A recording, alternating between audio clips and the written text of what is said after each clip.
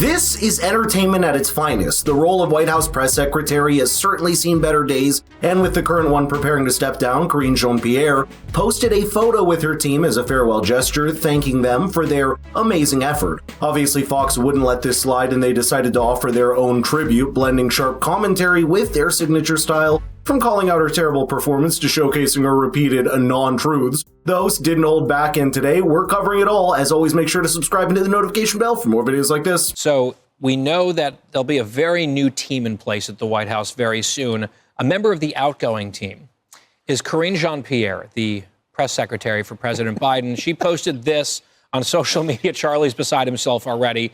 Here's to the best team in the business. I couldn't do it without you. You sort of wonder how she would be without them. Wow. Exactly. Wow. This No, is she like, couldn't. And look, in fairness, when you're doing a tough job, and she has one, and you have that camaraderie, you want to pay tribute to the people that you work with. But this sort of has the same vibe to me as like someone on the Chicago White Sox from this past season, putting out a team photo and being like, what an amazing group to be a part of. They lost 121 games in Chicago this past season. And just when we thought Jen Psaki had set the gold standard for dodging questions, along came Karine Jean-Pierre to show us that there's always a next level. If Psaki's press briefings were a masterclass in polished non-answers, KJP's time felt more like watching someone try to assemble IKEA furniture without the instructions. It was confusing, frustrating, and oddly enough entertaining. Psaki had a way of delivering non-answers with a confident smirk that almost made you think maybe she was onto something. Karine, on the other hand, was on a different level. She followed the rigid script no matter how irrelevant it became.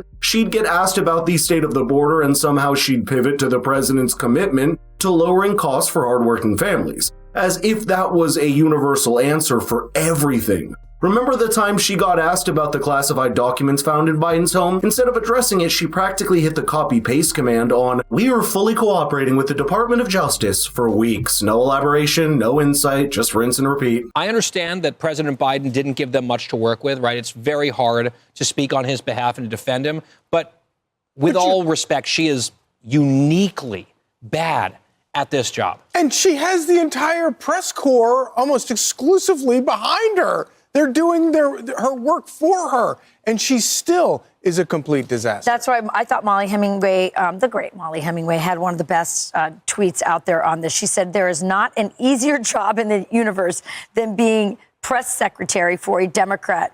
And yet somehow y'all still failed."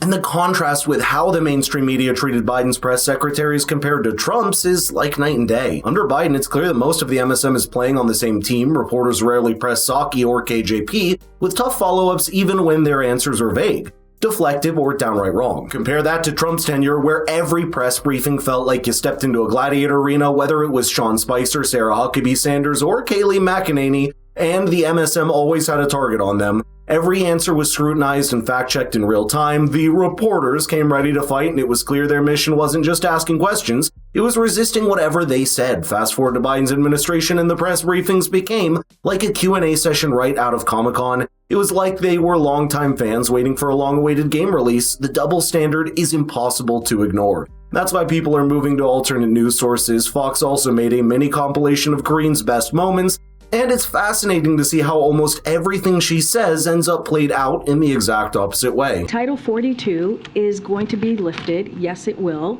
But we are going to move to Title 8. The border is not open. Is there any possibility that the president would end up pardoning his son? No.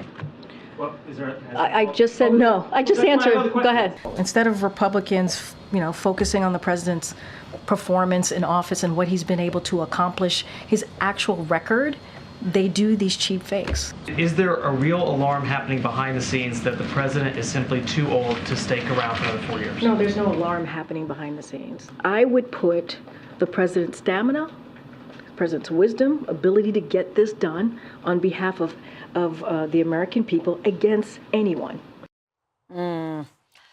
Well, She did say at one point as well that she and some of the staffers just could scarcely keep up with Joe Biden. Please drop a like if it feels like we're just one step away from her channeling Baghdad Bob with "There are no issues here, everything is perfect." Her press briefings came off as pure propaganda rather than an honest assessment of what's happening in the country. It was filled with buzzwords like historic or transformative, and I agree with her, everything was historically bad and transformative for the worse. Take her constant praise of Bidenomics, for example. She's repeatedly claimed that the economy was booming thanks to Biden's policies, even as Americans were struggling with inflation, rising gas prices, and skyrocketing grocery bills. She also used to paint a rosy picture of record job creation, while many of those jobs were just a bounce back from pandemic losses, even with the Associated Press running a fact check on this and found that the economy added 6.4 billion jobs in 2021, the most on government records dating back to 1939, but part of it is just a natural rebound from what had been steepest job loss on a record in 2020 when 9.4 million jobs were cut. The host focused on another interesting point, and I'll tell you more about it in a bit and why it's important. One of the creepiest things that's happened in our politics in the last year was Karine Jean-Pierre spewing out that word cheap fakes, which no one had ever heard before, and then most of the mainstream media picking it up overnight, like through osmosis. Within hours, they're like, oh, this is a thing that we say now. And of course, it wasn't cheap, it wasn't fake, it was real. And the lie that she told to our colleague, Mark Meredith, about the pardon, for example, it's just like one greatest hit after another from this crew, starring, in many cases, her, because he, the principal, rarely spoke. And sadly, it proves you can tell any lie, and it doesn't matter how big it is. If you just tell it and keep telling it and keep telling it, there's a portion of the people that believe it, and they fall in line, and then we wind up, months, years later, it turns out all the speculation about his mental incapacity.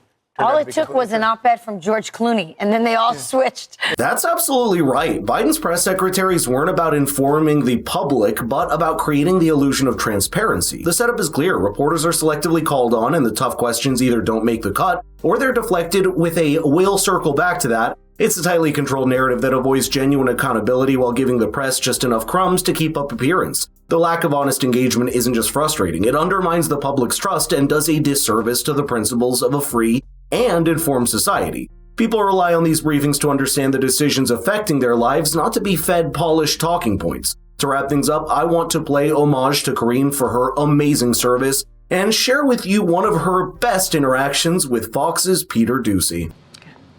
How are you doing with all of this, Karine? You care about how I feel? Are you going to stick around for a potential President Harris administration? Oh my goodness, let me just get through the day. Can I just get through today?